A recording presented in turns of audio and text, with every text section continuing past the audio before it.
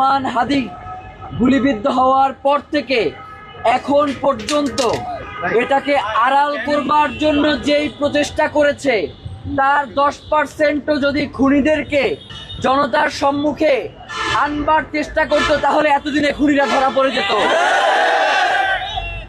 এই তদন্তকারী সংস্থাগুলো শহীদ ওসমান হাদির গুলিবিদ্ধ হওয়ার সময়, গুলিবিদ্ধ হওয়ার দিন রাত 12টায় আমাকে ফোন করে বলে যে শহীদ ওসমান হাদি যেখানে গুলিবিদ্ধ হয়েছে সেটার সিসি ফুটেজ আমি তার দিতে পারবো কিনা।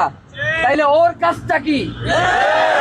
ও কি করবে? ও তদন্ত সংস্থা কিসের জন্য ওইখানে বসে আছে? ওরে ট্যাক্সের টাকা দিয়ে কি আমরা বসায় রাখছি আমি সিসিটিভি ফুটেজ দেবো এই জন্য? প্রিয় ভাইয়েরা, এরপরে রেজওয়ানা আপা এসে বলল যে 90% তদন্তের কাজ শেষ, মাত্র আর 10% আছে, এর জন্য 10টা দিন সময় লাগবে। 7 তারিখ পর্যন্ত তারা সময় চাইছিল শাহবাগ আইসা, আপনাদের মনে নাই? তারা 10 দিন সময় নেওয়ার পরে আমাদের সাথে কোনো ধরনের যোগাযোগ না করে হঠাৎ করে একদিন দেখি বিকালবেলা ডিবির পক্ষ থেকে সাংবাদিক সম্মেলন করা হচ্ছে চার্জশিট প্রকাশের জন্য, আমরা কেউ কিছু জানি না।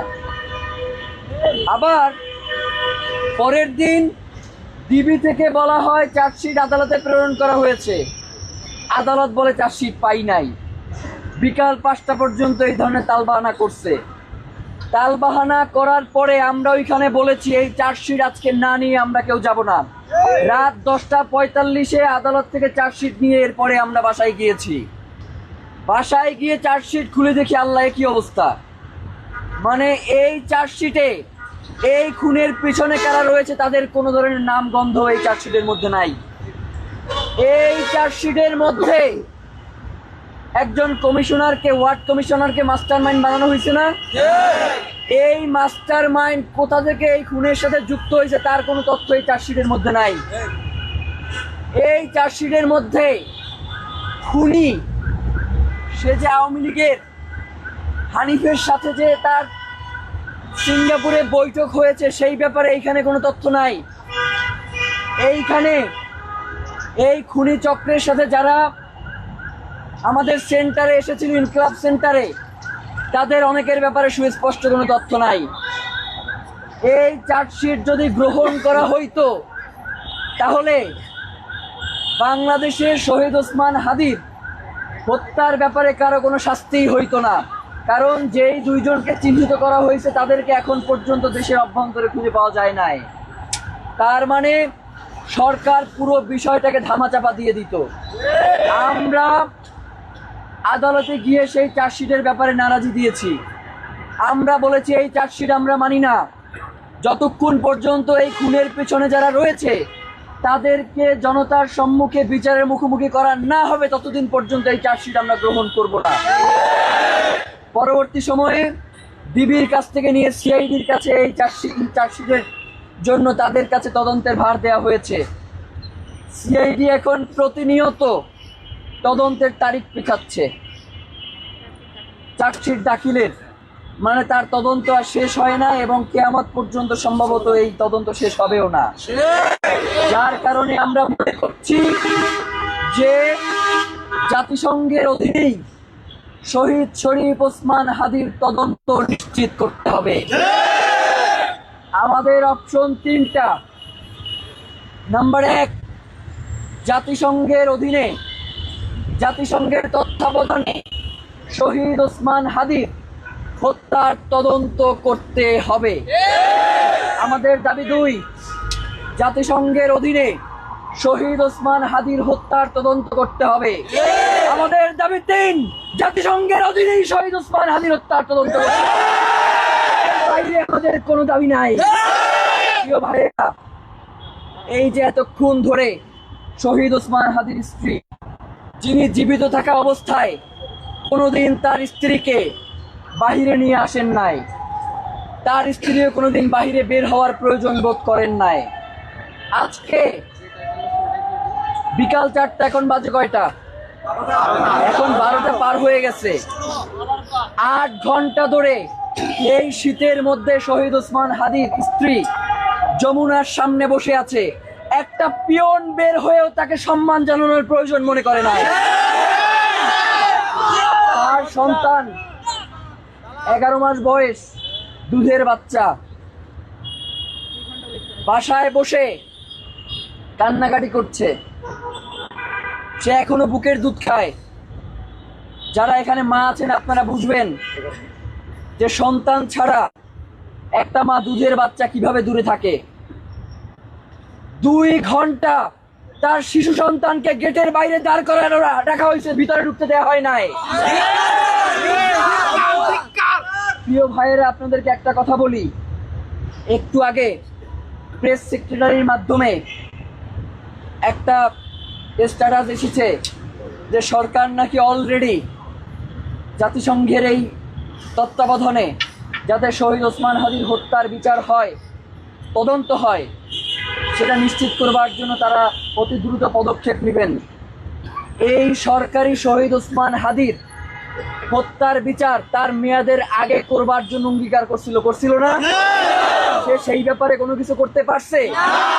এখন কি তার এই স্ট্যাটাসে আশ্বস্ত হয়ে আমরা বাসায় ফিরে যাব? যতক্ষণ পর্যন্ত এই চিঠি ইস্যু না হবে ততক্ষণ পর্যন্ত আমরা রাজপথে থাকবো।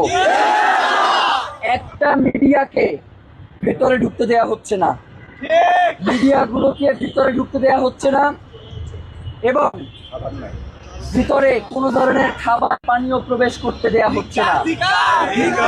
8 ঘন্টা ধরে আমরা এক ফোঁটা কেউ পানি খাই নাই। 8 ঘন্টা ধরে ওইখানে বসে চিল্লাচ্ছি, 1 ঘন্টা পানি আমাদের কাছে পৌঁছানো হয় নাই। প্রিয় ভাইয়েরা, একটা কথা বলি, এইখানে তো দিল্লির ওই হাসিনা বইসা নাই, এইখানে তো আপনার আমার সরকার বইসা আছে। কথা বলে তাইলে সেই সরকার শহীদ ওসমান হাদিকে রক্ষা করতে পারে নাই, তার বিচারটা এখন পর্যন্ত শুরু করতে পারে নাই, তার স্ত্রীকে 8 ঘন্টা ধরে পানি না খাইয়া ওইখানে বসাই রাখছে রাস্তার মধ্যে। প্রিয় ভাইয়েরা, এই ইন্টেরিম আবার নাকি খুব সুন্দর একটা নির্বাচন আপনাদেরকে 12 তারিখ উপহার দিতে চাইছে। আমরা তো চাই বাংলাদেশের জনগণ বিগত 17 বছর ধরে তার যে অধিকার, ভোট দেওয়ার অধিকার থেকে বাংলাদেশের জনগণকে দূরে সরিয়ে রাখা হয়েছিল। ভোট দিতে গেলে এই বাংলাদেশের মা বোনদেরকে গণধর্ষণের শিকার হইতে হয়েছিল, ভাইদেরকে পঙ্গু করা হয়েছে, গুম করা হয়েছে, খুন করা হয়েছে। যার কারণে আমরাও জানি বর্তমানে বাংলাদেশের জন্য নির্বাচন অত্যন্ত গুরুত্বপূর্ণ। কিন্তু আমরা দেখতে পাচ্ছি বিভিন্ন রাজনৈতিক দলের সাপ্পি অ্যাক্টিভিস্ট, এরা কোনো জাতের না, এরা সাপ্পির বাইরে এদের কোনো সংজ্ঞায়ন নাই। এই সাপ্পি অ্যাক্টিভিস্টগুলো নাকি বলবার চেষ্টা করতেছে আমরা নাকি নির্বাচন বানচাল করবার জন্য রাজপথে নেমে এসেছি। শহীদ ওসমান হাদি যখন গুলিবিদ্ধ হয় তখন এই শুয়ারের বাচ্চাগুলো বলেছে শহীদ ওসমান হাদি নাটক করতেছে। গুলিবিদ্ধ হওয়ার পর বলতেছে শহীদ ওসমান হাদি নিজে নাকি ভাড়া করে এই গুলি চালিয়েছে। এরপরে যখন শহীদ ওসমান হাদি শাহাদাত বরণ করেছে, তখন যখন মানুষ রাজপথে নেমে এসেছে, তখন সে বলেছে কোনো একটা রাজনৈতিক দলের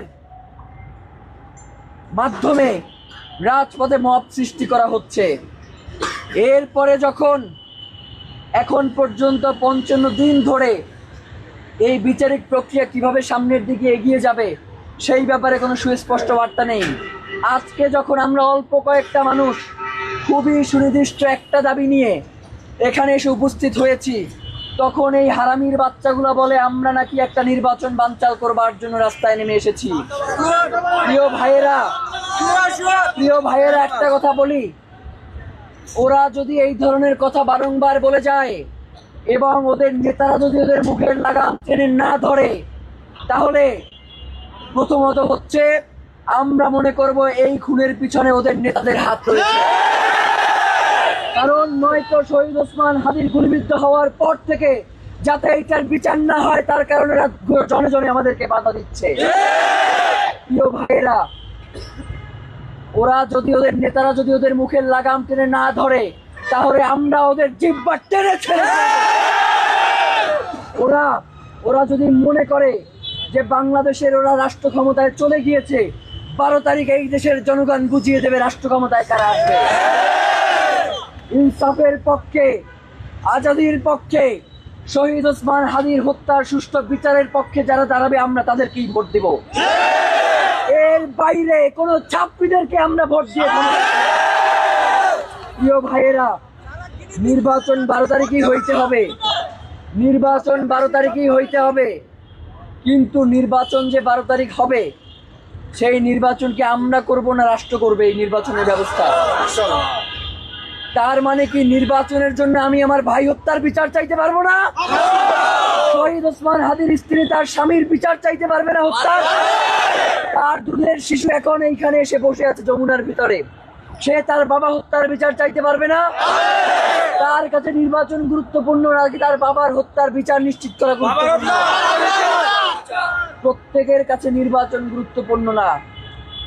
শহীদ ওসমান হাদির সন্তানের কাছে তার বাবার হত্যার বিচার গুরুত্বপূর্ণ। আবার এই আপনারা যারা সামনে বসে আছেন, দীর্ঘ 17 বছর ধরে আপনারা কেউ ভোট দিতে পারেন নাই, যার কারণে আপনাদের জন্য নির্বাচনটা অনেক গুরুত্বপূর্ণ। কিন্তু যারা এই নির্বাচন এবং বিচারকে পরস্পরকে মুখোমুখি করবার চেষ্টা করছে, আমরা তো মনে করি ওরা নির্বাচনও চায় না, বিচারও চায় না। প্রিয় ভাইয়েরা, এই বাংলাদেশে 12 তারিখে নির্বাচন হবে। আবার শহীদ ওসমান হাদির তদন্ত নিশ্চিত না করা পর্যন্ত আমরা রাজপথেও থাকবো, দুইটাই একসাথে।